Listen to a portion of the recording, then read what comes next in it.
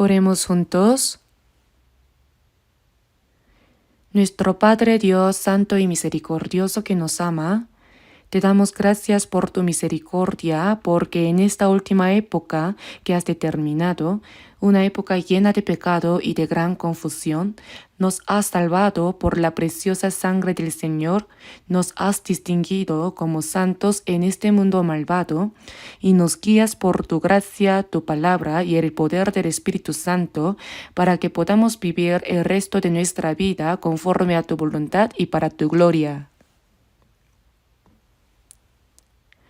En este momento te damos gracias por permitirnos a nosotros que hemos sido redimidos por la preciosa sangre del Señor, reunirnos delante de ti para alabar tu gran amor y gracia, aprender tu palabra y tener comunión dentro de la comunidad santa que está contigo.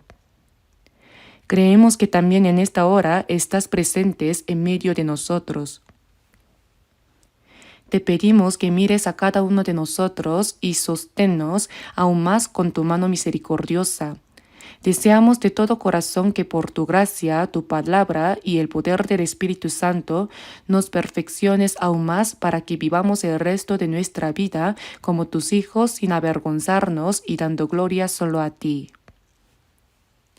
Te pedimos, Señor, que tu poder esté con todas las iglesias alrededor del mundo y con todos los hermanos y hermanas que aun en medio de las dificultades guardan la fe y anuncian el Evangelio. Acompáñalos para que en estos últimos tiempos se cumpla aún más la santa obra que deseas realizar. Te pedimos que cuides personalmente a quienes están enfermos y a quienes se encuentran en medio de la debilidad. Fortalécelos con tu poder y concédeles la gracia que cada uno necesita para que ninguno tropiece en su fe. Señor, que nos das la palabra que necesitamos en el momento oportuno y nos enseñas el camino que debemos seguir, en esta hora también haznos comprender y conocer aún más claramente tu palabra y la santa voluntad que deseas revelarnos. Guíanos para que guardemos tu palabra en nuestro corazón y en nuestra vida diaria y así podamos dar gloria solo a ti. En este momento nos encomendamos por completo al Espíritu Santo y oramos en el nombre de nuestro Señor Jesucristo. Amén. Busquemos todos juntos la palabra de la Biblia en Romanos capítulo 11.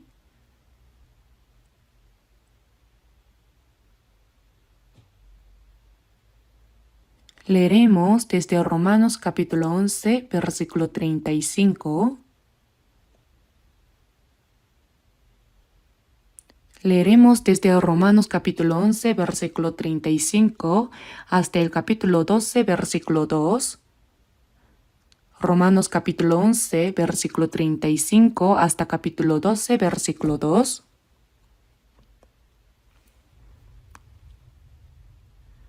¿O quién le dio a él primero para que le fuese recompensado?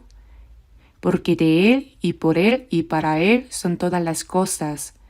A él sea la gloria por los siglos. Amén.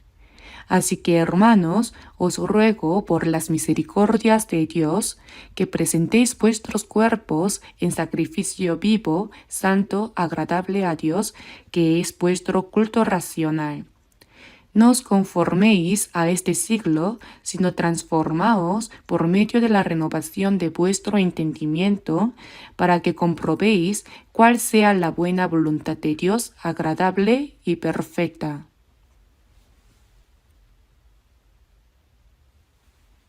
Si hasta aquí, esta vez hemos regresado después de finalizar el retiro de verano en nuestros centros de retiro en Nueva York y Kentucky.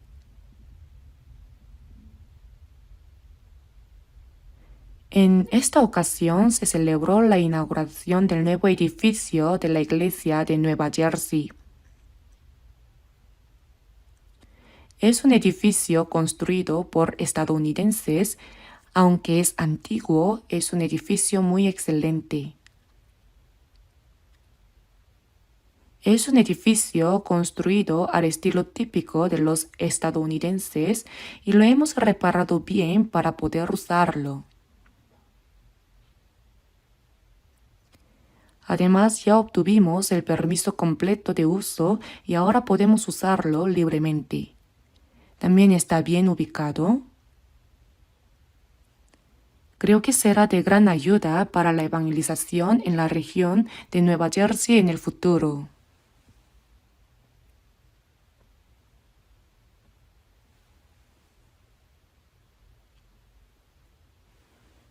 También, aunque para la Iglesia de Nueva York ha sido difícil encontrar un lugar para realizar seminarios en esa zona, esta vez compramos un espacio para ello. Adquirimos un excelente edificio, lo acondicionamos y limpiamos bien y ahora podemos reunirnos allí. A pesar de las dificultades, seguimos orando y evangelizando con fervor y continúa ocurriendo la obra de salvación. Y nuestro centro de retiro en Kentucky se ha convertido en el punto central para varias iglesias del este, pero aunque cumple el papel de centro, está muy lejos. Como el territorio es muy extenso, si se quiere ir desde Nueva York se tarda 10 horas en auto, desde Washington o Chicago unas 8 horas y el lugar más cercano queda a unas 6 horas. Sin embargo, el terreno del centro de retiro de Kentucky es de unas 53,000 pyong, es decir, aproximadamente 1.750.000 metros cuadrados. Es un terreno inmenso que en tiempos antiguos era un lugar donde los estadounidenses montaban a caballo y se divertían, pero lo compramos todo, construimos nuevos edificios y alojamientos y estamos evangelizando con fervor allí. Aunque en distancia está lejos, los hermanos están reuniéndose con mucha frecuencia para realizar distintos tipos de formación, evangelización y también reuniones entre iglesias.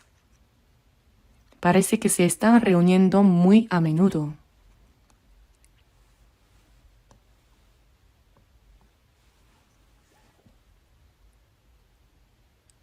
Pienso que en nuestro país la gente considera que es una distancia de aproximadamente 3 horas, pero en realidad desde Nueva York son unas 10 horas y unas 8 horas desde otros lugares, y aún así los hermanos se reúnen con fervor para tener comunión y predicar.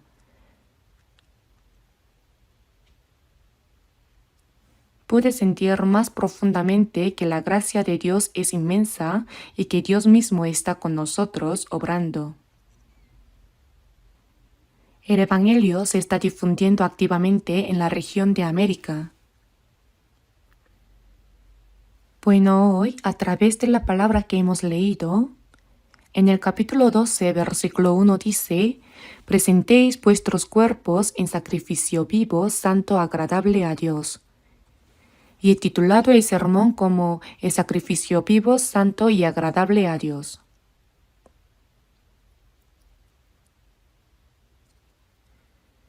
En el capítulo 11, versículo 35 está escrito: «¿O quién le dio a él primero para que le fuese recompensado?».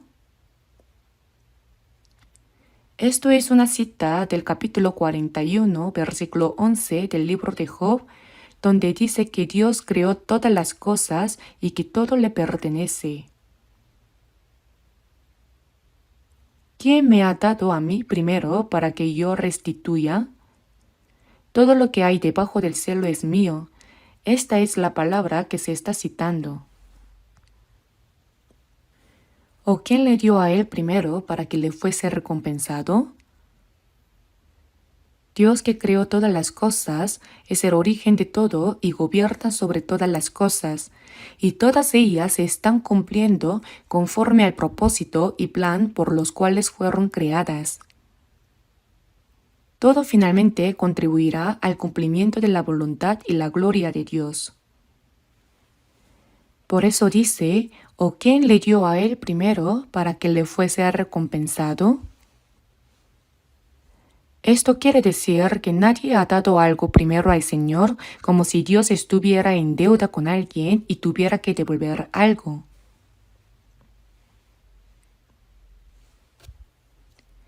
En Primera de Crónicas, capítulo 29, versículo 14, vemos que David ofreció a Dios muchas riquezas que tenía él mismo y las del pueblo para construir el templo. Y oró a Dios diciendo: ¿Quién soy yo y quién es mi pueblo para que pudiésemos ofrecer voluntariamente cosas semejantes? Pues todo es tuyo y de lo recibido de tu mano te damos. Dijo una verdad muy clara. Originalmente, nada de lo que tenemos es nuestro. Todo lo que tenemos nos lo ha dado el Señor y lo que damos al Señor es en realidad de Él. Por eso en la Biblia, cuando se dice que se ofrece algo a Dios, no significa que entreguemos algo propio, sino que reconocemos que es de Dios y lo devolvemos a Él como suyo. Por eso se dice que no hay nadie que haya dado primero al Señor para recibir algo a cambio.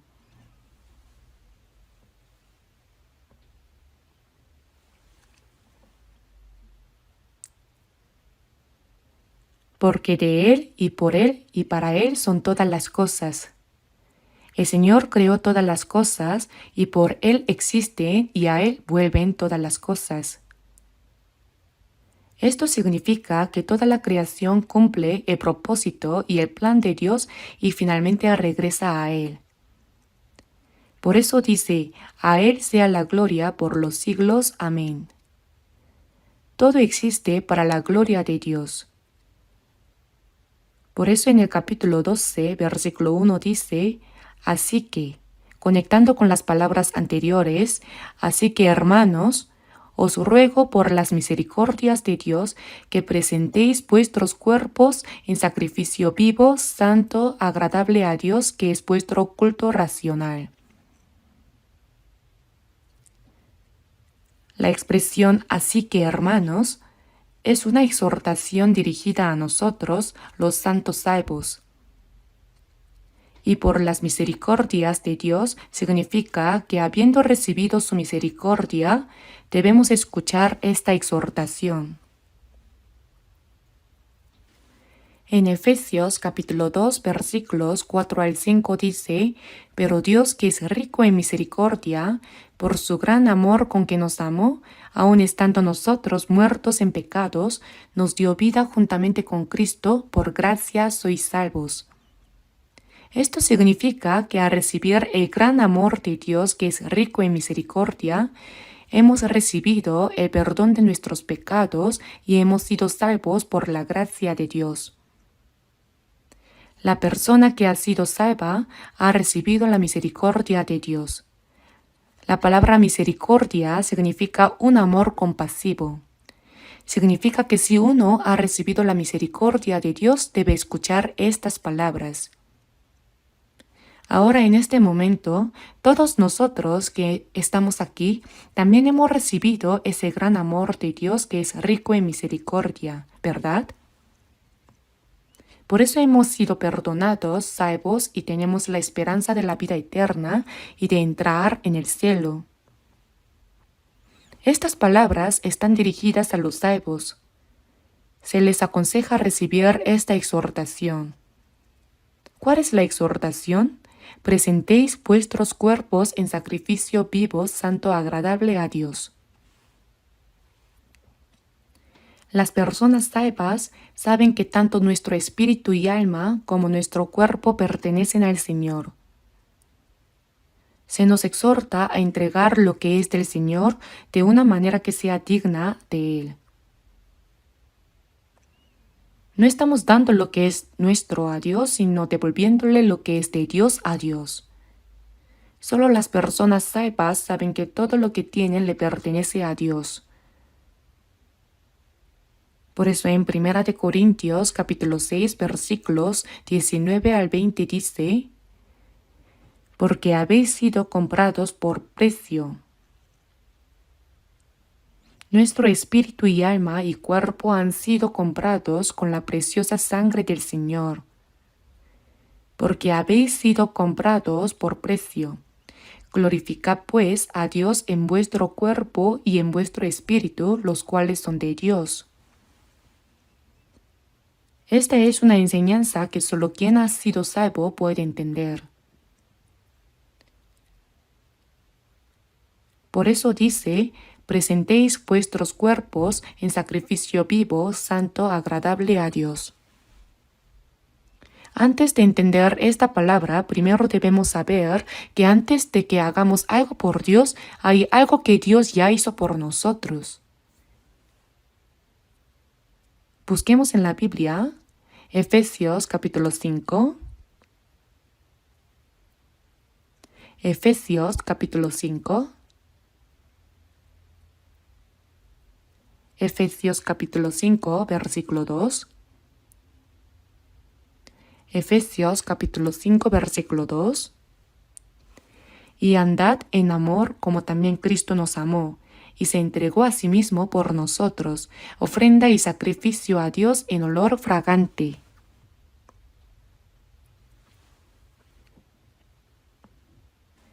Primero aquí, Él se refiere a Cristo. Él, Cristo, se entregó a sí mismo por nosotros. Jesús es un hombre sin pecado, santo, igual a Dios. Él vino a este mundo en forma humana, se hizo como un hombre y vivió 33 años. Al final, siendo un hombre sin pecado, cargó con los pecados de todo el mundo. Fue azotado como el más miserable de los pecadores, cargó la terrible cruz, el instrumento de muerte más temido, y fue llevado al lugar de ejecución donde sufrió la mayor vergüenza y el mayor dolor que un ser humano puede experimentar, y fue crucificado. Desde las 9 de la mañana hasta las 3 de la tarde, durante 6 horas fue clavado en la cruz, soportando todo ese dolor y derramando hasta la última gota de su preciosa sangre. Por eso aquí dice, Él se entregó a sí mismo por nosotros. El Señor entregó su vida para salvarnos. Ofrenda y sacrificio a Dios en olor fragante. Un pecador no puede ofrecer nada a Dios. Pero para salvarnos, el Señor ofreció su propio cuerpo como sacrificio, convirtiéndose en ofrenda y sacrificio a Dios en olor fragante. En la época del Antiguo Testamento, cuando los israelitas pecaban, ofrecían un sacrificio derramando la sangre de un cordero, cabra o becerro para expiar su pecado. Pero ese no era un sacrificio perfecto. Ahora Jesús se convirtió en el Cordero de Dios y cargó con los pecados de todo el mundo. Al morir en la cruz y entregarse a sí mismo, se convirtió en una ofrenda fragante, un sacrificio que agrada a Dios.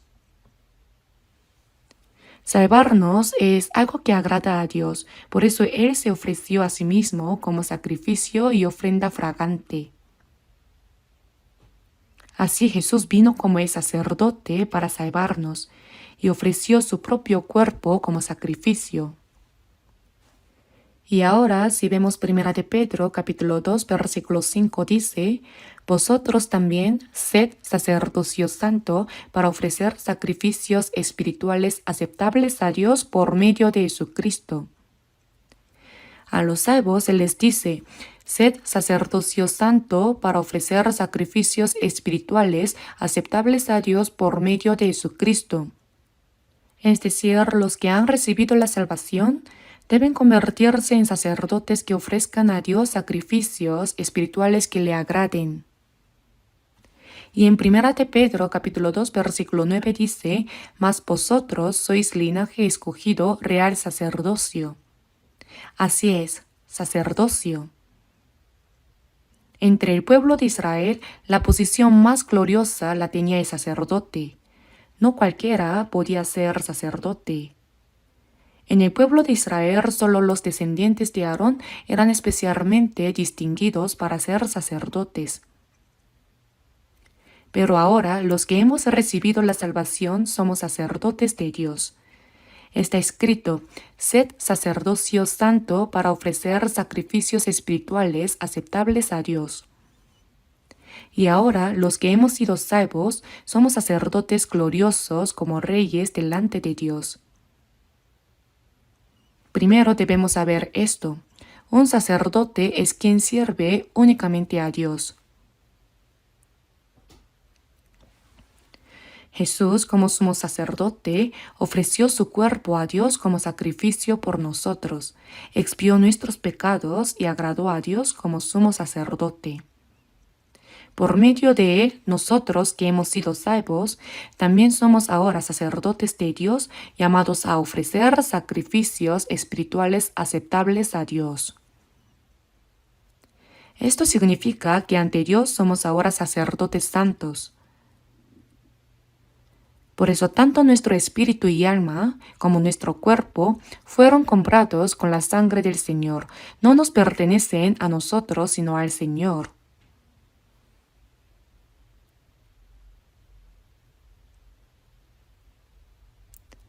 Presentéis vuestros cuerpos en sacrificio vivo, santo, agradable a Dios. Esto es un mandato del Señor para nosotros. Es un mandato santo. Presentéis vuestros cuerpos en sacrificio vivo, santo, agradable a Dios, que es vuestro culto racional. Debemos tomar este problema con mucha prudencia. Ahora somos los sacerdotes santos de Dios, y el sacrificio es nuestro propio cuerpo.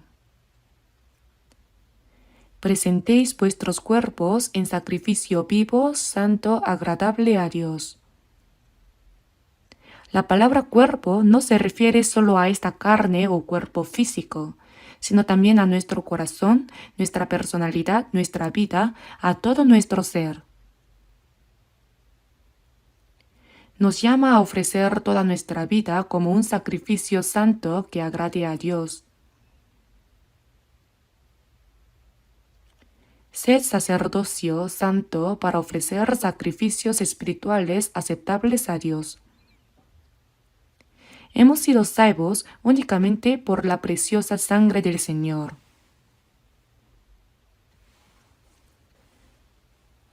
En 1 de Pedro, capítulo 1, versículos 18 al 19 dice: sabiendo que fuisteis rescatados de vuestra vana manera de vivir, la cual recibisteis de vuestros padres, no con cosas corruptibles como oro o plata, sino con la sangre preciosa de Cristo, como de un cordero sin mancha y sin contaminación.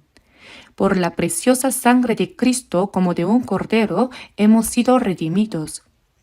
Además, en Hebreos capítulo 9, versículo 12 dice: sino por su propia sangre, habiendo obtenido eterna redención.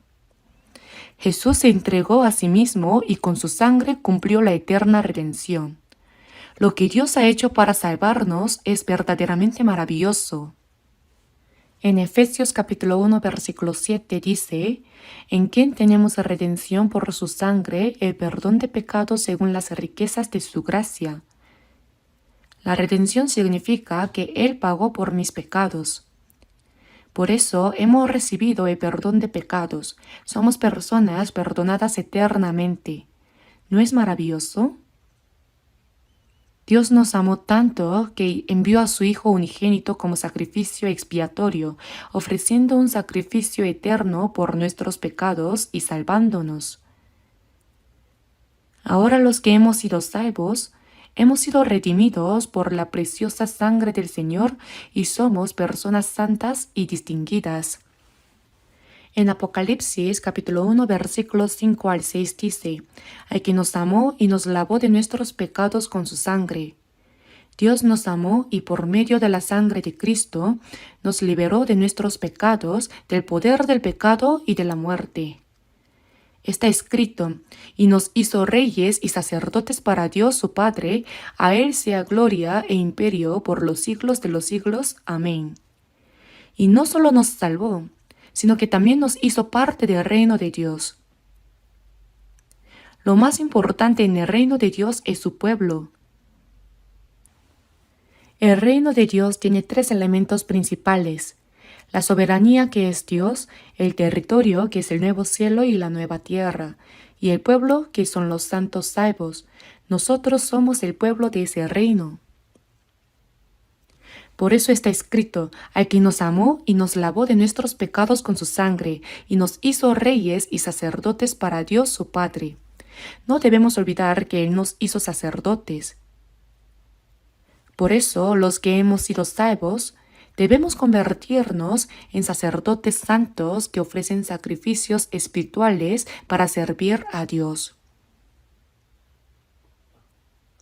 Siendo sacerdotes, no debemos cometer errores.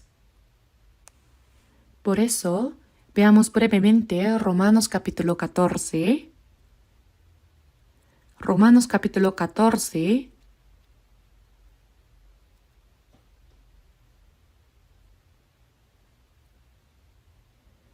Versículos 7 y 8. Leamos juntos.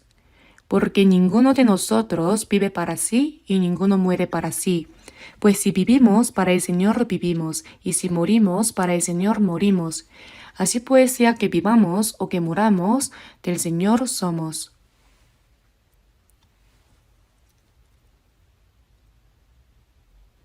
Todos ya memorizaron esta palabra, ¿verdad? Ahora míreme a mí. ¿Qué libro y qué capítulo era? Romanos capítulo 14, versículos 7 y 8.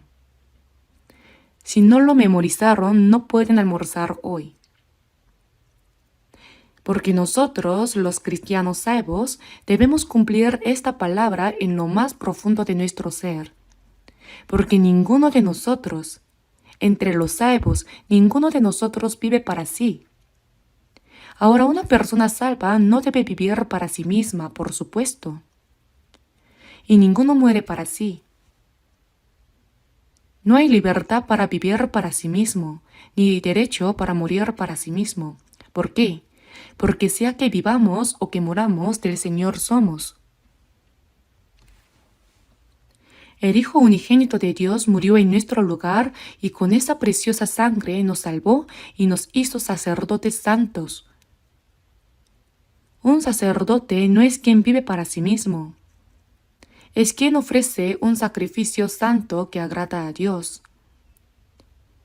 Por eso debemos ofrecer nuestro cuerpo como un sacrificio que agrade a Dios. Ninguno de nosotros vive para sí, y no debe haber ninguna persona que viva para sí misma. Eso es una contradicción. Esto no es algo especial, sino algo muy obvio. Es lo normal. Pues si vivimos, para el Señor vivimos. Y si morimos, para el Señor morimos.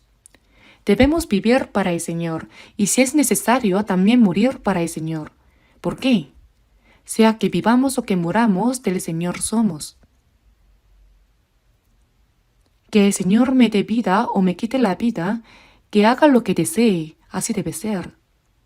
No tenemos la libertad de vivir para nosotros mismos. Tampoco tenemos el derecho de morir para nosotros mismos, porque sea que vivamos o que muramos, del Señor somos. Por eso, presentéis vuestros cuerpos en sacrificio vivo, santo, agradable a Dios. Esta es una orden absoluta que el Señor nos ha dado. Vuestros cuerpos. Este cuerpo significa todo nuestro ser, uno mismo. Nuestro corazón, nuestra personalidad y toda nuestra vida. Todo lo que decimos y hacemos mientras vivimos debe ser un sacrificio santo que agrade a Dios. Debe ser un sacrificio vivo. ¿Qué les parece? ¿Les resulta pesado? Debemos ser personas que ni vivan para sí mismas, ni mueran para sí mismas. Pero en realidad creo que hay pocas personas así. Eso es una gran contradicción. Hay muchas personas salvas, ¿verdad? Todos hemos recibido la salvación. Pero en realidad no son muchas las personas que realmente pueden vivir para el Señor y también morir por Él. Ese es el verdadero problema. Sin embargo, el Señor nos exige eso. No es un ser que dice, está bien si vives para mí o no, o si vives para ti mismo y mueres por ti mismo, no hay problema. La verdad no admite acuerdos. Porque el Señor murió por nosotros y nos salvó, ahora nos pide que vivamos el resto de nuestra vida para Él y, si es necesario, hasta dar la vida. El Santo Hijo Unigénito de Dios, para salvar a pecadores como nosotros, sufrió la cruz, que era el método de ejecución más cruel impuesto por Roma. La crucifixión no era simplemente colgar a alguien en una cruz, sino que el día antes le despojaban de sus ropas, lo ataban a un poste y lo azotaban con látigos terribles que desgarraban su cuerpo en pedazos. Algunos morían de inmediato por el dolor insoportable de esos azotes. Jesús recibió ese terrible castigo de azotes. Por eso 700 años antes de que Él viniera, en Isaías capítulo 53 versículo 5 estaba escrito: Mas Él herido fue por nuestras rebeliones, molido por nuestros pecados. Él fue herido y molido, y también dice, y por su llaga fuimos nosotros curados. El Señor tomó sobre sí todas las maldiciones y el terrible juicio que nosotros merecíamos, aunque era un hombre sin pecado. ¿No es esto algo verdaderamente asombroso? Por eso nuestro Señor, habiendo soportado toda la vergüenza, el dolor y la maldición que nosotros merecíamos para salvarnos, ahora nos pide que vivamos el resto de nuestra vida para Él. Lo que el Señor nos exige, ¿acaso es demasiado? En el Salmo capítulo 116, versículo 12 dice: ¿Qué pagaré a Jehová por todos sus beneficios para conmigo?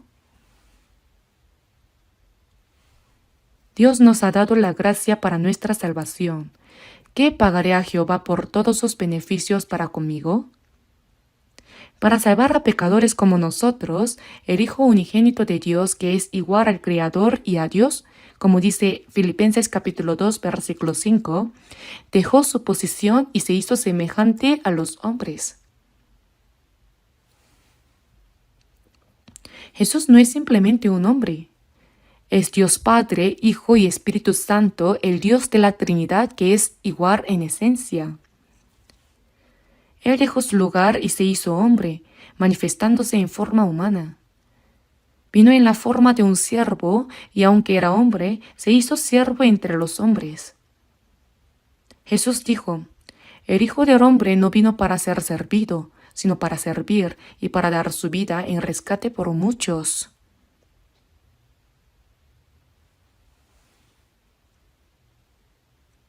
Dios se hizo semejante a los hombres, tomó la forma de un siervo y sirvió a los hombres hasta dar su vida. Esto va más allá de nuestra comprensión humana, pero así lo hizo Dios. Además, nos salvó y nos hizo hijos de Dios, dándonos la gloriosa esperanza de entrar en el cielo eterno y el reino de Dios como herencia. Esa es la promesa de Dios. Aunque vivimos en este mundo, Dios no nos ha dejado como huérfanos, sino que prometió estar con nosotros hasta el fin del mundo. ¿Qué pagaré a Jehová por todos sus beneficios para conmigo? Son palabras que no debemos olvidar ni por un momento. Después de recibir la salvación, ya no vivimos para nosotros mismos, sino para pagar la gracia de Dios que nos salvó. ¿Y cómo podemos pagar esa gracia? En el himno dice: por ese amor y esa gracia, aunque no puedo pagarlas, con mi débil corazón y mi humilde cuerpo, seré siervo del Señor. ¿Cómo podríamos pagarle? En realidad, aunque muriéramos 100 veces por el Señor, no podríamos devolver toda su gracia. No podemos pagarla, pero aún con este corazón débil y cuerpo humilde, deseamos ser siervos del Señor. Un siervo no tiene deseos propios, no tiene planes propios. vive únicamente para su Señor. En la Biblia, la palabra siervo viene del griego doulos, que significa esclavo. En la antigüedad, los esclavos se compraban con dinero, eran propiedad de su dueño.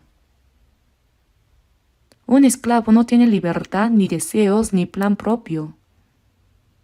Un siervo existe únicamente para su Señor. Viva o muera, es para su Señor.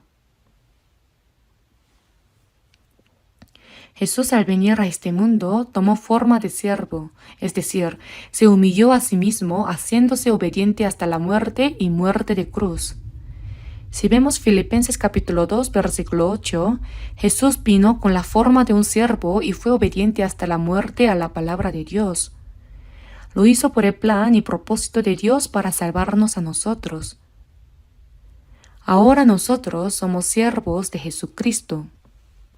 El apóstol Pablo solía decir: Pablo, siervo de Jesucristo.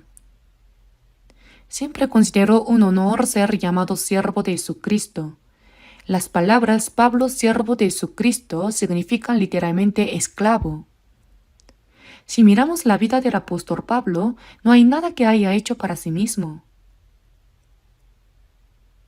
Vivió únicamente para predicar el Evangelio, sufrió frío, hambre, desvelo, golpes innumerables, fue encarcelado muchas veces, estuvo a punto de morir en varias ocasiones, fue apedreado y dado por muerto, pero volvió a levantarse para seguir predicando. Su mayor anhelo era predicar en Roma, como dice el dicho: todos los caminos llevan a Roma. Finalmente fue a Roma a predicar y allí terminó su vida decapitado. Yo mismo he visitado la prisión subterránea donde Pablo estuvo encarcelado en Roma y también el lugar donde, según la tradición, fue ejecutado. Por eso en Gálatas capítulo 6, versículo 17, el apóstol Pablo dijo: porque yo traigo en mi cuerpo las marcas del Señor Jesús. Jesús es la manifestación del amor de Dios y la palabra de Dios hecha carne. Cuando Felipe le dijo a Jesús: Señor, muéstranos al Padre y nos basta, Jesús respondió: el que me ha visto a mí, ha visto al Padre. ¿Cómo pues dices tú, muéstranos al Padre? Dios no puede ser visto directamente, pero Jesús apareció en carne. Las palabras que Jesús dijo son la palabra de Dios y a través de él se reveló el amor de Dios y el poder de Dios. Jesús calmó la tormenta, aquietó el viento, resucitó a los muertos y sanó a los leprosos, obras que solo Dios puede hacer. A través de Jesús se manifestó el amor de Dios. Y después de que Jesús se fue, la vida del apóstol Pablo parece una manifestación nuevamente de Jesús. Al observar la vida del apóstol Pablo, es igual a la de Jesús.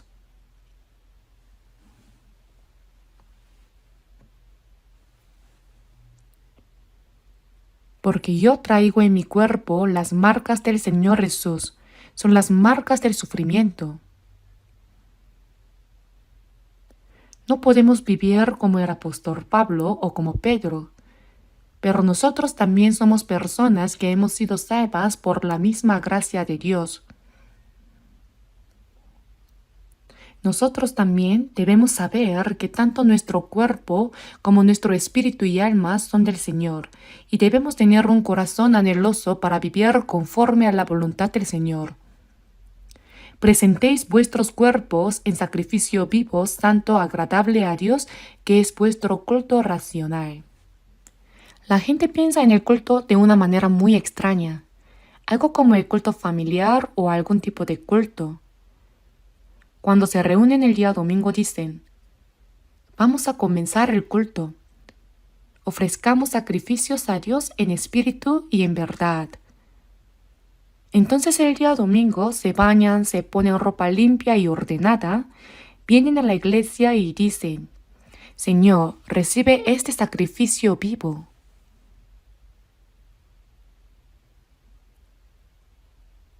¿Eso es culto racional? No entienden qué es el verdadero culto. En Juan capítulo 4, la mujer samaritana se encontró con Jesús y dijo: Señor, me parece que tú eres profeta. Ya que he encontrado a un profeta, déjame preguntarte algo.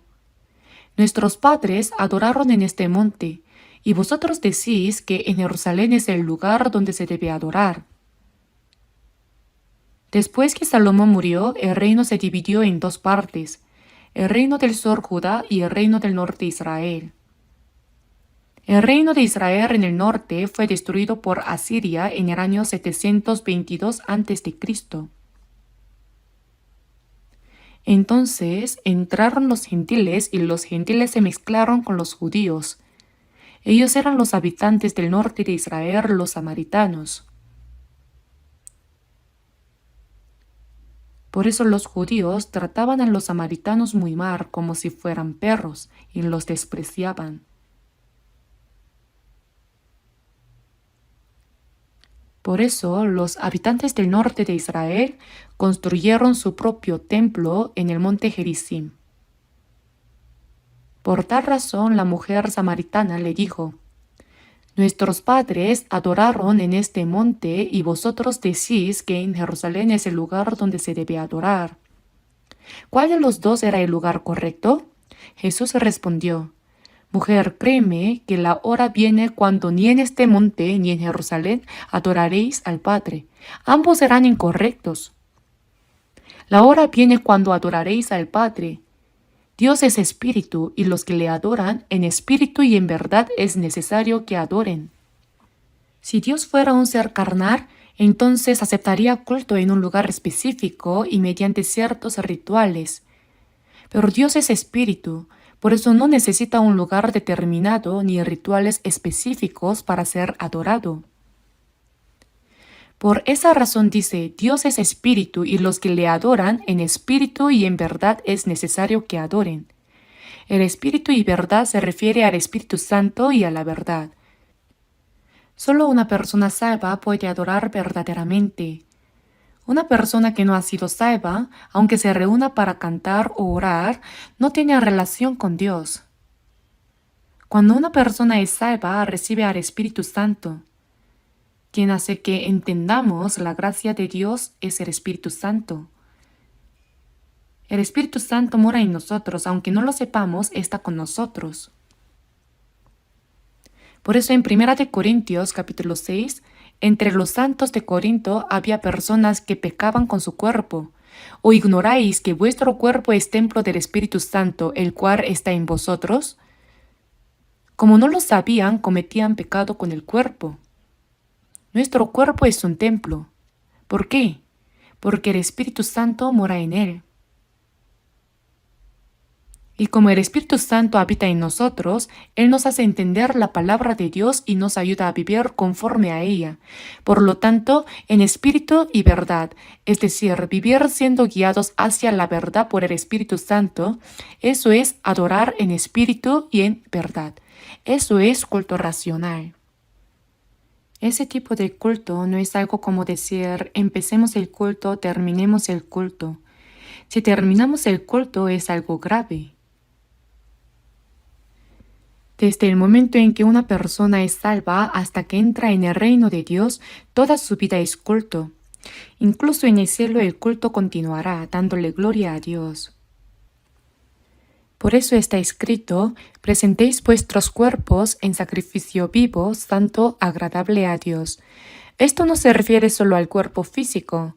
Nuestro corazón, toda nuestra vida, es decir, todo debe ofrecerse como sacrificio vivo, santo y agradable a Dios. Toda nuestra vida debe ser una ofrenda espiritual que agrade a Dios, es decir, todo lo que hagamos debe ser conforme a la voluntad de Dios. No os conforméis a este siglo, no os conforméis a este mundo malvado y adúltero. Conformarse significa parecerse, ¿cierto? Entonces se exhorta a no seguirlo, sino transformaos por medio de la renovación de vuestro entendimiento. Somos transformados poco a poco por medio del Espíritu Santo y la palabra. Aunque hayamos recibido la salvación, seguimos teniendo la vieja naturaleza. Sería ideal que desapareciera de inmediato al recibir la salvación, pero no es así. Entonces, ¿qué debemos hacer? Por eso necesitamos ser transformados progresivamente por la palabra y por el Espíritu Santo. En otras palabras, nuestra fe va creciendo. Crecer en la fe significa que la personalidad de Cristo se va formando en nosotros mientras nuestro viejo hombre va desapareciendo. Aunque uno haya recibido la salvación, al principio uno domina un 90% y el Espíritu Santo un 10%. Si uno crece un poco, el Espíritu Santo controla un 20% y uno un 80%, luego 30% y 70%. Así va cambiando gradualmente. Después llega el 50%. Cuando se llega al 50%, uno vivirá a veces siguiendo al Espíritu Santo y otras veces siguiendo la carne. Si se crece un poco más y el Señor llega a dominar un 70% de nuestro corazón y uno queda en un 30%, incluso con eso ya se puede vencer a uno mismo poco a poco. Al crecer hasta cierto punto, se puede llegar a vencer completamente todas las fuerzas de la carne. Romanos capítulo 8, versículo 14 dice, porque todos los que son guiados por el Espíritu de Dios, estos son hijos de Dios. No solo está el Espíritu de Dios, sino que en Romanos capítulo 8, versículo 9 dice, y si alguno no tiene el Espíritu de Cristo, no es de él. Hermanos, no debemos usar a la ligera la palabra cristiano. Dicen que la señorita Kim es cristiana. Dicen que la señorita Park es una verdadera cristiana. ¿Basado en qué? La palabra cristiano significa persona en quien Cristo vive. Una persona en quien mora Cristo, una persona de Cristo, ¿entienden? No solo se trata de que Cristo esté presente, sino que aquellos que son guiados por el Espíritu de Cristo, eso es la evidencia de que son hijos de Dios. Hermanos, ¿acaso la vida cristiana consiste en vivir a su manera durante la semana, haciendo lo que les parece bien, y luego el domingo venir a cantar himnos, orar, escuchar el sermón del pastor como si fuera una charla interesante, dar unas pocas monedas de ofrenda y después volver a vivir como quieren? ¿Eso es vida cristiana?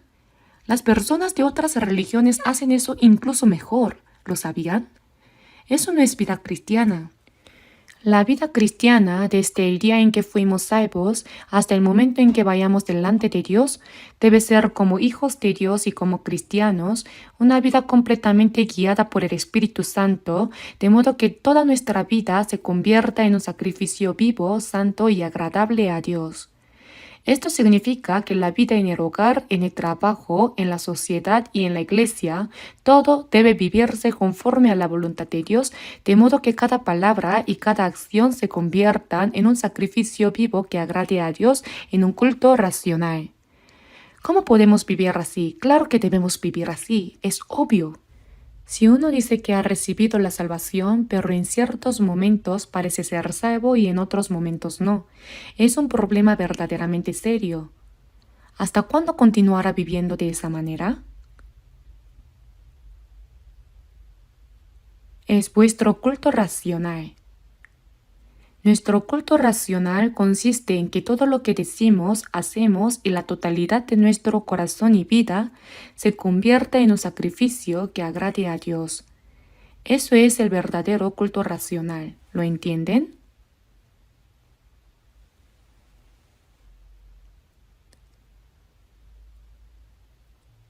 Además, debemos entender que el sacrificio que el cristiano ofrece a Dios es su propio cuerpo. Esto significa que nuestro cuerpo, nuestro corazón y toda nuestra vida deben ser un sacrificio vivo ofrecido a Dios. Nuestro cuerpo es la ofrenda que entregamos a Él. Después de ofrecer todo ante el altar, tendré comunión con mi Dios. ¿Conocen ese himno? La frase después de ofrecer todo ante el altar, tendré comunión con mi Dios significa lo siguiente. Supongamos que hay dos amigos. A y B. El amigo A es sincero y ama de verdad al amigo B, pero el amigo B no es sincero en absoluto. ¿Creen que dos personas, una sincera y otra no, pueden tener una verdadera comunión? No, no pueden. Incluso en las relaciones humanas, solo cuando la sinceridad se encuentra con sinceridad es posible tener una verdadera comunión. El Señor siempre es sincero con nosotros, pero si nosotros no somos sinceros con el Señor, ¿podremos tener una verdadera comunión con Él? Después de ofrecer todo ante el altar, tendré comunión con mi Dios. El Señor entregó su todo por nosotros. Eso lo sabemos bien. Entonces, ¿por qué nosotros no podemos hacer lo mismo por Él? Decimos que vivimos para el Señor, pero actuamos como si no fuera así. ¿Estamos jugando como se dice en palabras del mundo? Por eso quienes han recibido la compasión del Señor y esa gracia maravillosa no viven para Él por obligación, sino que deben ofrecerse voluntariamente a Dios con alegría. Veamos un momento Filipenses capítulo 1. Filipenses capítulo 1. Filipenses capítulo 1, versículo 20.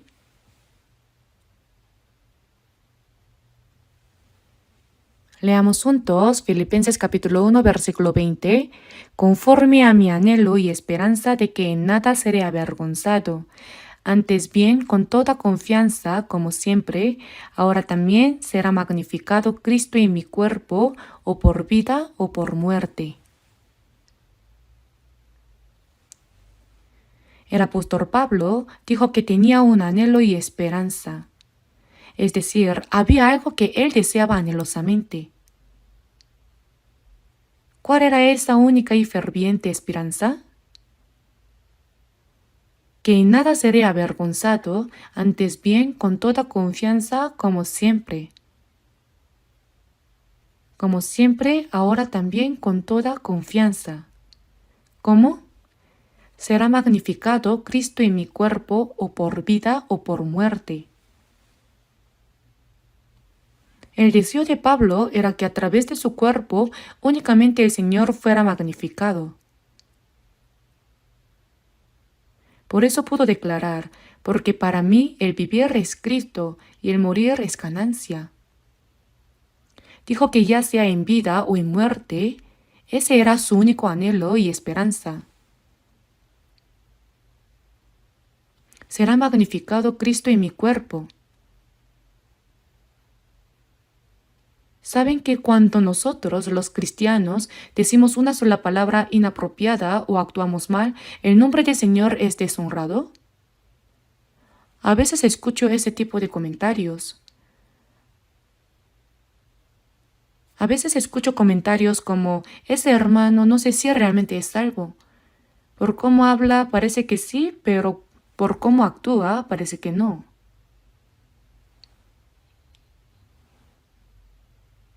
Hay personas que hablan sin pensar, incluso insultan a otros hermanos y en ocasiones actúan como si solo estuvieran descargando su enojo personal. La verdad, cuando veo a personas así, me pregunto si realmente el Señor vive en ellas o no. Creo que entre los que dicen haber recibido la salvación, hay bastantes que son falsos. Por eso en 2 de Corintios capítulo 13 versículo 5 dice, examinaos a vosotros mismos si estáis en la fe, probaos a vosotros mismos. Nos exhorta a hacer un autoexamen. Examinaos a vosotros mismos si estáis en la fe. ¿O no conocéis a vosotros mismos que Jesucristo está en vosotros? Si Cristo está en nosotros, entonces debe ser el dueño de nuestra vida. Imaginen que llega un huésped, pero lo dejan en el cuarto del fondo y hacen lo que se les da la gana sin tomarlo en cuenta. ¿Acaso el huésped no se sentirá despreciado y querría irse enseguida? El Señor que es santo ha venido a habitar en nuestro cuerpo. Por eso debemos recibir al Señor como el dueño de nuestra vida. Todo lo que pensemos, digamos y hagamos debe ser para Él, conforme a su voluntad. Por eso está escrito, será magnificado Cristo en mi cuerpo, o por vida o por muerte. No debemos deshonrar al Señor. El apóstol Pablo fue una persona realmente grandiosa. Por eso en 1 Corintios capítulo 11 versículo 1 dice, sed imitadores de mí así como yo de Cristo. Pablo realmente siguió el ejemplo de Cristo Jesús y vivió como Él. Nosotros también debemos seguir ese ejemplo. Cuando alguien da testimonio de su salvación, lo hace bien. ¡Qué buen testimonio! Hoy en día eso ya no sucede, pero en el pasado, cuando una hermana daba un buen testimonio, la invitaban de iglesia en iglesia diciendo, hermana, por favor, dé testimonio. Aunque daba un buen testimonio, después se descubría que su vida estaba completamente equivocada. ¿Qué era ese testimonio? Era falso nada más. Nuestra vida misma debe ser el verdadero testimonio. Y ahora los sacrificios que se ofrecen a Dios, los que ofrecían los israelitas, debían ser sin defecto. En Levítico capítulo 22, versículo 20, se menciona que los sacrificios ofrecidos a Dios debían ser sin mancha ni defecto, porque si se ofrecía algo defectuoso, Dios no lo acepta, ¿verdad? Ahora veamos Malaquías capítulo 1, versículo 6. El último libro del Antiguo Testamento. Veamos Malaquías capítulo 1.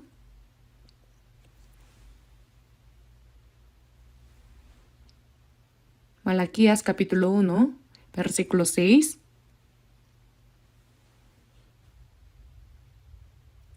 El hijo honra al padre y el siervo a su señor. Si pues soy yo padre, ¿dónde está mi honra? Y si soy señor, ¿dónde está mi temor? Dice Jehová de los ejércitos a vosotros, oh sacerdotes, que menospreciáis mi nombre. Y decís, ¿en qué hemos menospreciado tu nombre? En que ofrecéis sobre mi altar pan inmundo, y dijisteis, ¿en qué te hemos deshonrado? En que pensáis que la mesa de Jehová es despreciable. Y cuando ofrecéis el animal ciego para el sacrificio, ¿no es malo? Asimismo, cuando ofrecéis el cojo o el enfermo, ¿no es malo? Preséntalo pues a tu príncipe, ¿acaso se agradará de ti o le serás acepto? Dice Jehová de los ejércitos. Ahora pues orad por el favor de Dios para que tenga piedad de nosotros. Pero ¿cómo podéis agradarle si hacéis estas cosas?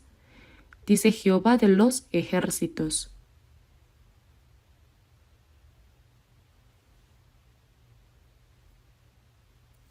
Al leer este texto, vemos que en la época de Malaquías, aunque servían a Dios, la gloria hacia Dios había desaparecido por completo. Oh sacerdotes, que menospreciáis mi nombre. Aunque eran sacerdotes, no eran aquellos que ofrecían sacrificios que agradaban a Dios ni que daban gloria a su nombre, sino sacerdotes que menospreciaban el nombre de Dios. El hijo honra a su padre y el siervo a su señor. Si pues soy yo padre, ¿dónde está mi honra? ¿Acaso no ocurre lo mismo hoy en día? Cuando oramos decimos, Dios nuestro Padre. Sí decimos Padre, Padre, pero ¿cuánto honramos realmente a nuestro Padre? Si solo con la boca decimos Padre, pero nuestras acciones son malas, la gente diría, ¿de quién será hijo? Cuando un hijo vive correctamente, la gente dice, son tal para cual me recuerda a su padre. Un hijo debe parecerse a su padre. Pero si un hijo actúa a su manera, la gente dice, ¿de quién será hijo?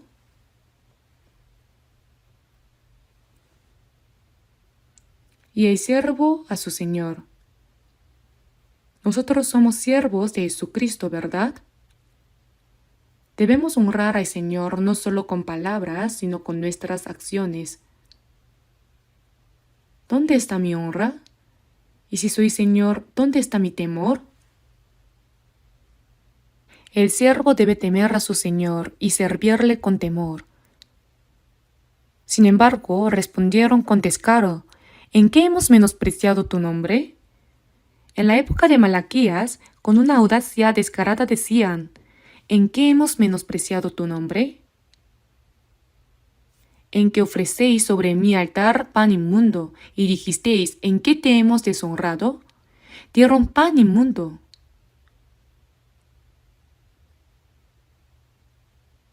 Dice Jehová de los ejércitos: y cuando ofrecéis el animal ciego para el sacrificio, ¿no es malo? Ofrecían animales cojos y enfermos.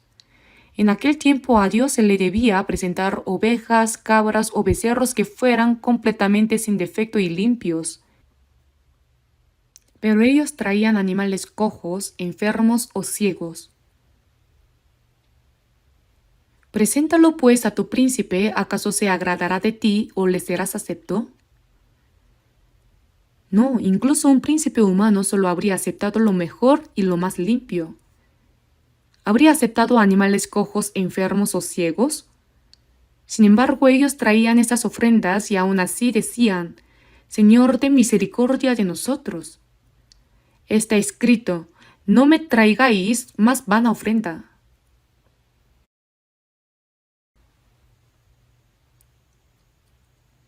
Oh sacerdotes que menospreciáis mi nombre.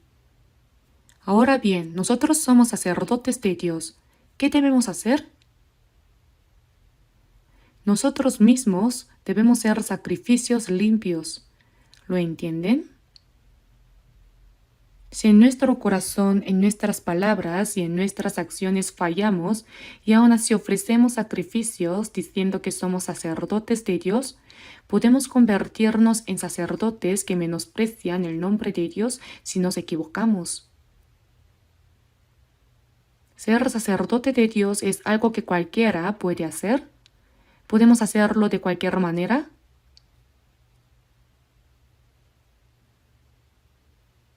Ahora no olvidemos que somos sacerdotes de Dios. Está escrito: vosotros también sed sacerdocio santo para ofrecer sacrificios espirituales aceptables a Dios.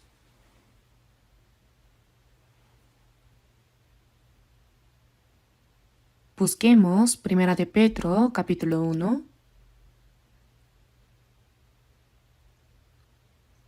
Primera de Pedro, capítulo 1, versículo 15. Primera de Pedro, capítulo 1, versículos 15 y 16. Leamos juntos. Sino como aquel que os llamó es santo, sed también vosotros santos en toda vuestra manera de vivir, porque escrito está: sed santos porque yo soy santo. Ahora, para nosotros que hemos sido salvos, en el versículo 15 dice: como aquel que os llamó es santo, sed también vosotros santos en toda vuestra manera de vivir. El Dios Padre que nos salvó es santo. Por eso, sed también vosotros santos en toda vuestra manera de vivir. En toda vuestra manera de vivir. Ser santo significa distinguirse del pecado de este mundo. Debemos vivir una vida distinguida.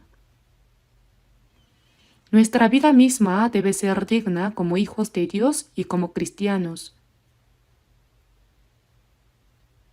Hay un dicho que dice: de nombre y en realidad. Es decir, no solo de nombre ser cristianos, hijos de Dios o pueblo que irá al cielo, sino que nuestra vida misma debe ser así. Por supuesto, debe ser así. Escrito está: sed santos porque yo soy santo. Dios el Padre es santo, por lo que el Hijo también debe ser santo, ¿cierto? Y un sacerdote debe ser santo. El sacrificio que ofrece un sacerdote debe ser santo. Como aprendimos, nuestro cuerpo es el sacrificio, ¿verdad? Entonces nuestro cuerpo, nuestro corazón y toda nuestra vida deben estar distinguidos y ser santos. Por eso, para presentar un sacrificio vivo, santo y agradable a Dios, debemos distinguirnos de todos los pecados y mentiras de este mundo. Distinción. No os conforméis a este siglo, sino transformaos por medio de la renovación de vuestro entendimiento, para que comprobéis cuál sea la buena voluntad de Dios, agradable y perfecta. No debemos conformarnos a este siglo ni seguirlo, sino ser transformados. ¿Cuán malvado es este mundo? Es maligno, rebelde y adúltero. Por eso en Hechos capítulo 2 vemos que en el día de Pentecostés 3,000 personas comprendieron el Evangelio y fueron salvas en un solo día. 3,000 personas fueron bautizadas. Y a esas personas que fueron salvas se les dijo: sed salvos de esta perversa generación. ¿Qué significa eso? A los que ya han sido salvados de la condenación eterna se les dice: sed salvos de esta perversa generación. Es decir, se les exhorta a vivir distinguidos de este mundo. Este mundo es malvado, adúltero y verdaderamente una generación perversa. ¿Cuán malvado es? Cuanto más avanza la civilización y el conocimiento, más rápidamente se desarrolla el pecado. Nosotros debemos distinguirnos de eso. No debemos vivir de forma similar. ¿Podemos vivir así? Claro que sí. De hecho, debemos hacerlo.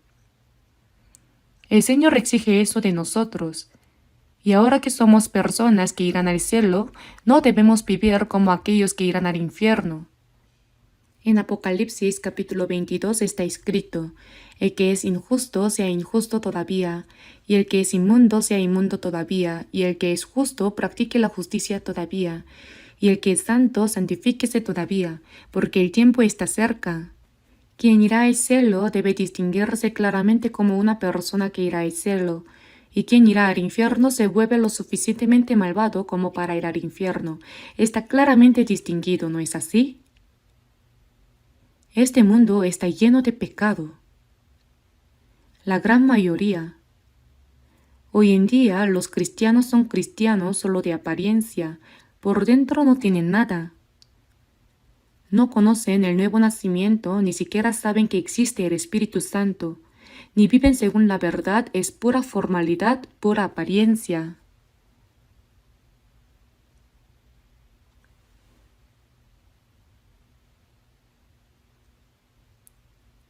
En Proverbios capítulo 14, versículo 12 dice: hay camino que al hombre le parece derecho, pero su fin es camino de muerte.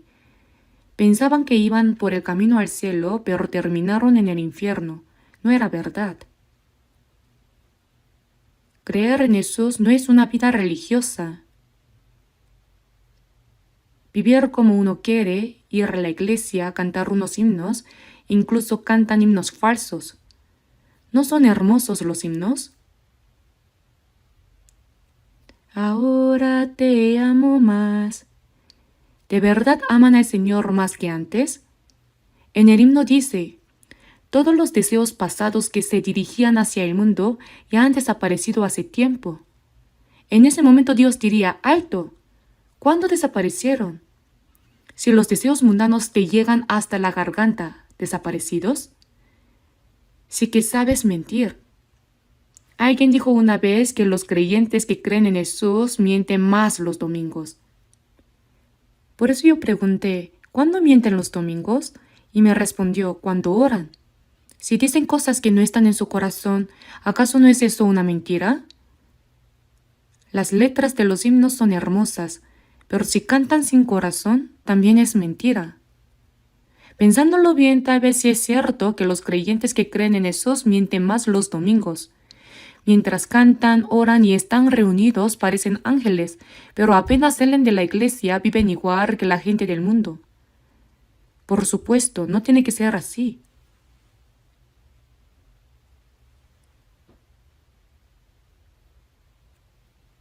Por eso nosotros tenemos que distinguirnos del mundo. Distinción. La santidad significa distinguirse. Si queremos ofrecer un sacrificio santo que agrade a Dios, primero debemos vivir una vida distinguida del mundo y convertirnos en personas distinguidas. Veamos 2 de Corintios capítulo 6.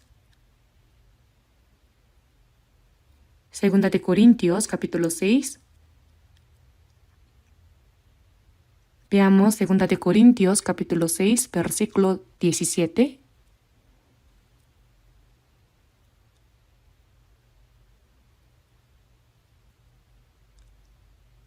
Leamos juntos 2 de Corintios capítulo 6, versículo 17.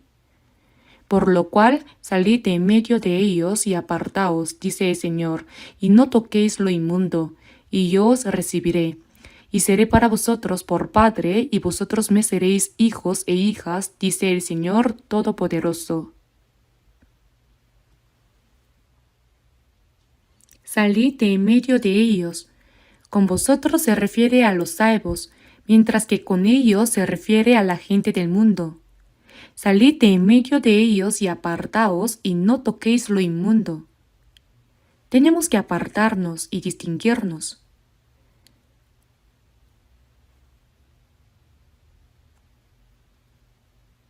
También en la vida laboral esto es algo delicado. Cuando uno trabaja en una empresa, hay fiestas donde se bebe alcohol y todo eso, y dicen, ¿por qué tú no bebes? No debemos beber alcohol. Cuando uno bebe y la mente queda nublada, termina haciendo cosas absurdas, ¿no es así? Hay muchos pecados que se cometen cuando uno está borracho. Hay incluso personas que estando ebrias terminan yendo a burdeles, ¿sabían eso?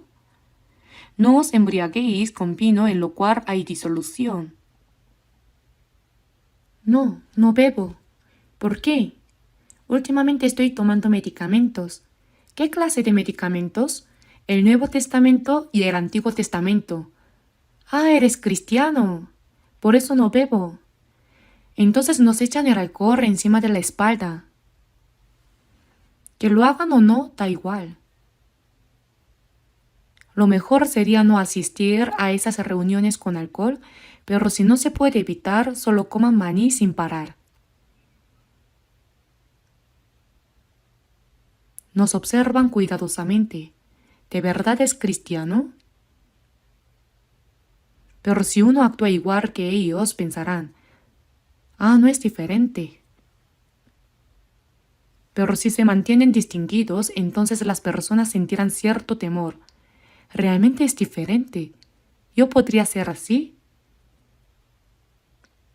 Conozco a una persona que después de recibir la salvación cambió de inmediato. Y al ver ese cambio, varios de sus compañeros de trabajo también llegaron a conocer la salvación.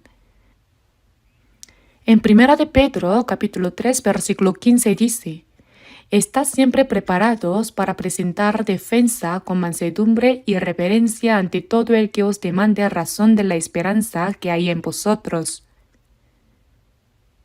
Si uno tiene una fe y una esperanza firmes, otros quieren saber sobre eso.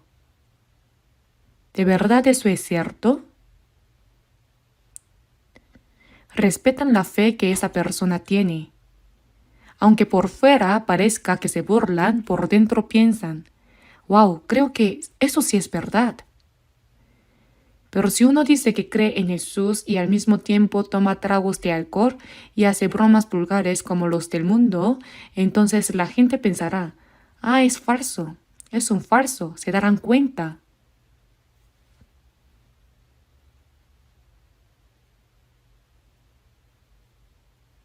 Leamos juntos 2 de Corintios capítulo 7, versículo 1.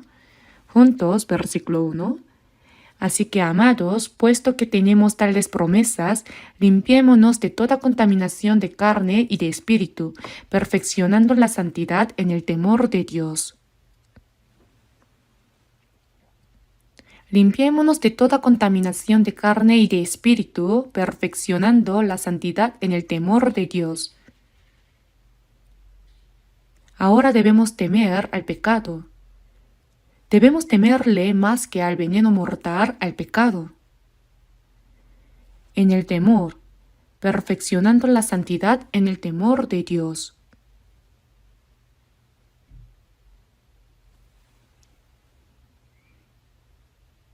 La santidad debe perfeccionarse poco a poco y cada vez más. En Mateo capítulo 5, versículo 48 dice, «Sed pues vosotros perfectos como vuestro Padre que está en los cielos es perfecto». Dios es perfectamente santo, ¿verdad? Nosotros debemos parecernos a Él cada vez más y más. Se dice que el gusano se convierte en cigarra después de 7 años. Nuestro corazón, nuestra vida, nuestras palabras y acciones deben ir cambiando poco a poco. Cuando el Señor venga, según Filipenses capítulo 3, versículos 20 al 21, el cual transformará el cuerpo de la humillación nuestra para que sea semejante al cuerpo de la gloria suya. Cuando el Señor venga, este cuerpo humilde y vil será transformado en un cuerpo glorioso como el del Señor, y nos encontraremos con Él. No iremos al cielo tal como somos ahora. Tendremos un cuerpo santo, un cuerpo glorioso. Antes de esa transformación, nuestro corazón debe cambiar poco a poco. El gusano no se convierte de repente en cigarra, tarda 7 años. Y como una larva que está pegada junto a una raíz en un pequeño charco, va cambiando poco a poco hasta convertirse en una libélula que vuela. Debemos cambiar poco a poco, ¿cierto? Aunque llevamos 3 años o 10 años en la iglesia, ¿pero por qué nuestro corazón sigue siendo igual al del mundo? Debemos examinarnos con la palabra. ¿Estoy en lo correcto? ¿Esto es realmente verdad?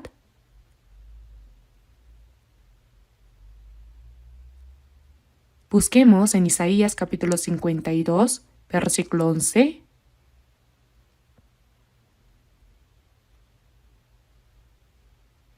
Isaías capítulo 52, versículo 11.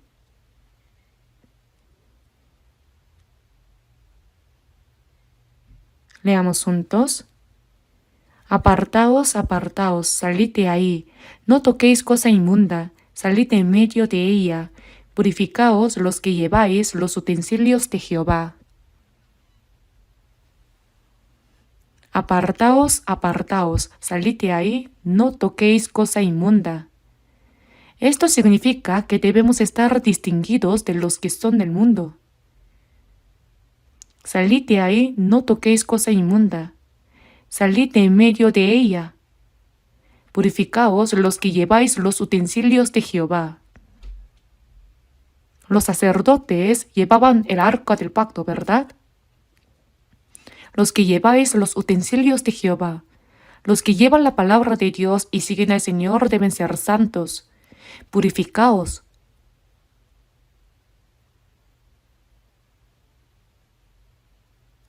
Cuando el Señor venga, transformará el cuerpo de la humillación nuestra para que sea semejante al cuerpo de la gloria suya. Y todo aquel que tiene esta esperanza en Él, nosotros tenemos esa esperanza. Cuando el Señor venga, este cuerpo se transformará para ser tan hermoso como el del Señor, incluso más hermoso que el de los ángeles.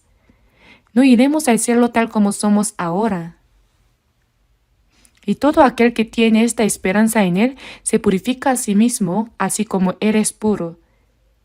Si leemos desde 1 de Juan capítulo 3, versículo 1 en adelante, vemos que toda persona que tiene la esperanza de ser como el Señor que es puro, se purifica a sí misma.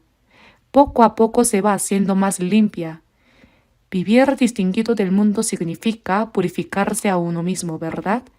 Hay que cuidar las palabras y las acciones, y debemos ir cambiando poco a poco. Si no oramos ni estudiamos la palabra, no podremos ser limpios. He escuchado a veces que hay personas que han recibido la salvación, pero no leen la Biblia ni escuchan la Biblia. Siendo salvos, no van a la iglesia los domingos ni los miércoles, y no participan bien en la palabra, andan por ahí sin rumbo, distraídos. Si no aprenden la palabra, ¿cuándo van a cambiar? Por eso se debe leer la Biblia todos los días, y no un poco, sino mucho. También se debe orar con diligencia y esforzarse. Un paciente debe tomar su medicina correctamente, pero si la toma a medias o la abandona, ¿cómo se va a sanar? Nosotros tomamos tanto el Nuevo Testamento como el Antiguo Testamento. Si seguimos aprendiendo la palabra, nuestro corazón cambia poco a poco sin que nos demos cuenta. ¿Lo sabían? Vamos pareciéndonos más a Jesús. No hablen sin pensar. ¿Odian a los hermanos? Está escrito, todo aquel que aborrece a su hermano es un homicida. ¿Acaso hay algo que no podemos perdonar? También dice, perdonándoos unos a otros como Dios también os perdonó a vosotros en Cristo. Cada cosa debe ir cambiando poco a poco, ¿no es así? Aunque pase 1 año, 3 años o 10 años, si sigue igual, pues no está bien. Purificaos. Y en Levítico capítulo 1 versículo 5, cuando se ofrecía el sacrificio de holocausto a Dios, se traía un cordero o una cabra, se mataba delante del Señor. Se le quitaba la piel rápidamente. Se lo dividía en sus piezas y se quemaba completamente sobre el altar. El holocausto era un sacrificio que se ofrecía quemándolo todo. Nosotros también debemos entregarnos a Dios como un sacrificio. Está escrito, os abstengáis de los deseos carnales que batallan contra el alma. Como cuando se quitaba la piel, debemos despojarnos del viejo hombre y de sus hechos. Despojado del viejo hombre con sus hechos. Así debemos entregarnos completamente al fuego del Espíritu Santo, quemarnos a nosotros mismos y ofrecernos a Dios. Debemos partirnos y entregarnos enteramente al Señor. Nosotros mismos somos el sacrificio de holocausto para Dios. En Génesis capítulo 22, versículo 2, Dios le dijo a Abraham, «Toma ahora tu hijo, tu único Isaac, a quien amas, y vete a tierra de Moriah y ofrécelo allí en holocausto sobre uno de los montes que yo te diré». Su único hijo Isaac, que nació cuando tenía 100 años. En aquel tiempo tenía unos 13 o 14 años, estaba en plena juventud y creciendo bien. Y Dios le ordenó ofrecerlo como un holocausto, como si fuera un cordero. Abraham dijo sí. Entonces cargó la leña sobre su hijo y subió al monte Moriah. Cuando Isaac le preguntó, «He aquí el fuego y la leña, mas ¿dónde está el cordero para el holocausto?». ¿Cómo habría estado el corazón de Abraham al escuchar eso? No pudo decirle, «Tú eres el cordero». Dios se proveerá de cordero para el holocausto, hijo mío. Aunque iba a ofrecer a su hijo, ¿cuánto dolor habría tenido en su corazón? Lo ató fuertemente y le dijo, «Hoy Dios quiere que te ofrezca. Cierra los ojos». Estaba a punto de apuñalarlo con el cuchillo de verdad. No dijo, «Señor, ¿tengo que apuñalarlo?», sino que ya levantó el cuchillo. Pero Dios apresuradamente llamó 2 veces, «Abraham, Abraham, detente». Y dijo, «Porque ya conozco que temes a Dios por cuanto no me rehusaste tu hijo, tu único». Aprobó la prueba. Y cerca en unos arbustos había un carnero atrapado que se ofreció en lugar de Isaac. Piensen cuán gran dolor habría sentido Abraham en el corazón cuando iba a ofrecer a Isaac. Cuando nos ofrecemos a Dios, a veces nuestro corazón puede doler mucho. Cuando un cristiano se ofrece como un sacrificio vivo, renuncia a la libertad y los placeres que podría disfrutar, ¿saben? En este mundo, ¿qué es la verdadera libertad? ¿Es vivir como uno quiera? ¿Es correcto disfrutar de los placeres? El cristiano es quien renuncia a esa libertad y esos placeres de los que puede disfrutar. Aunque duela en el corazón, así debe ser. Por eso los cristianos, al unirse completamente con el Señor, ofrecen a Dios un sacrificio santo, vivo y agradable a Dios. Por eso nunca olviden que como sacerdotes santos de Dios, deben ofrecer sus cuerpos como un sacrificio santo, vivo y agradable a Dios. La oración, la palabra, la obediencia a Dios. Toda esta vida es un sacrificio vivo y un culto racional para Dios.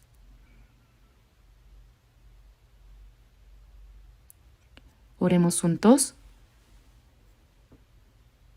Padre Dios misericordioso, gracias porque te compadeciste de nosotros cuando vivíamos lejos de ti y andábamos en el pecado, y enviaste a tu Hijo unigénito para que muriera en nuestro lugar. Gracias, Señor, porque con tu preciosa sangre derramada perdonaste eternamente nuestros pecados y nos diste la salvación sin que tuviéramos ningún mérito.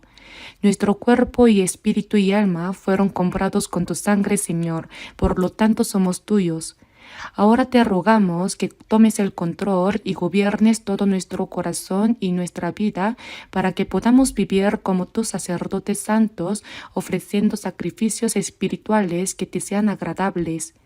Padre, guía y ayuda completamente a tus santos hijos para que vivan conforme a tu voluntad y para tu gloria. Hemos orado en el nombre de nuestro Señor Jesucristo. Amén.